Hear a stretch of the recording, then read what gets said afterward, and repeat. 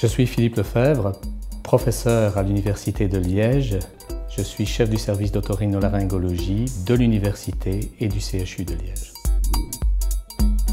L'acouphène est une perception d'un bruit anormal par un individu. Donc on entend un bourdonnement ou un sifflement au niveau de l'oreille.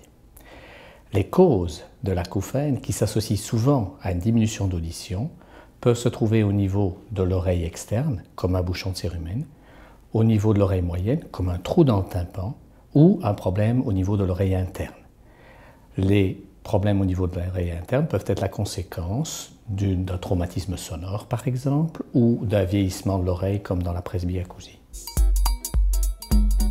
Alors tout d'abord, l'acouphène touche environ 17 à 20% de la population. C'est énorme. Les gens qui se plaignent d'acouphène correspondent à 17 à 20%. Mais, en réalité, seulement 2 à 3% ont des difficultés à accepter l'acouphène. Il y a donc un problème entre la perception que l'on a de l'acouphène et la répercussion émotionnelle que l'on a de l'acouphène. Et en réalité, le vrai problème survient chez les gens qui ont une répercussion très négative de l'acouphène. L'acouphène peut survenir dans un contexte, par exemple, de stress intense, comme un licenciement ou un divorce. Et dans ces conditions-là, il faut d'abord essayer d'apporter une solution aux problèmes psychologiques avant de tenter de traiter l'acouphène. L'acouphène doit être compris comme une perception d'un fonctionnement transformé de l'oreille. L'oreille a changé son mode de fonctionnement. Et normalement, le cerveau doit s'adapter. Et la plupart du temps, il ne s'est pas adapté correctement à cette modification. D'où la perception de cet acouphène qui devient conscient et en permanence conscient. L'exemple que l'on peut donner est qu'une montre que l'on a au poignet est la plupart du temps non perçue. Elle reste au niveau de l'inconscient. Dès qu'on décide de savoir si on a une montre, tout d'un coup, on la perçoit. Elle devient consciente. Tous les traitements que l'on essaye d'établir pour l'acouphène ne visent pas à modifier le fonctionnement de l'oreille, mais à transformer l'acouphène pour qu'il devienne inconscient.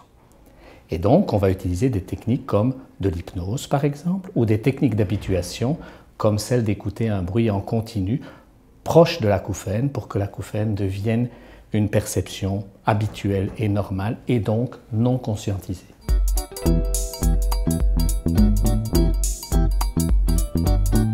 On ne peut pas dire que l'acouphène soit le mal du XXIe siècle. Je pense que parmi les multiples maux du XXIe siècle, il y en a beaucoup, l'acouphène, comme le déficit auditif, fait certainement partie des problèmes que l'on va rencontrer au niveau de la santé publique. Je pense que les déficits auditifs sont probablement plus importants.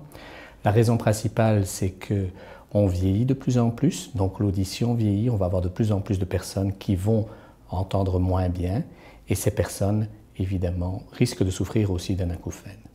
En ce qui concerne les gens qui sont plus jeunes, il y a aussi un risque pour l'audition, notamment par les hobbies, tirs à la carabine notamment, ou bien au traumatisme sonore, le fait d'aller dans des soirées, à des concerts, etc., peut induire très certainement un déficit auditif. Comme je l'ai dit précédemment, l'acouphène apparaît souvent lorsqu'il y a un déficit auditif et les deux sont probablement liés. Est-ce que l'on peut dire que la proportion de patients qui se plaignent d'acouphène augmente? C'est un peu difficile. Je pense que l'acouphène est parfois un peu une pathologie de gens qui sont plus riches, qui ont plus les moyens de s'occuper de leur santé. L'acouphène est une pathologie que l'on rencontre très fréquemment dans les pays occidentaux. On la rencontre beaucoup moins fréquemment dans les pays où la première des choses que l'on essaie de faire est de se nourrir.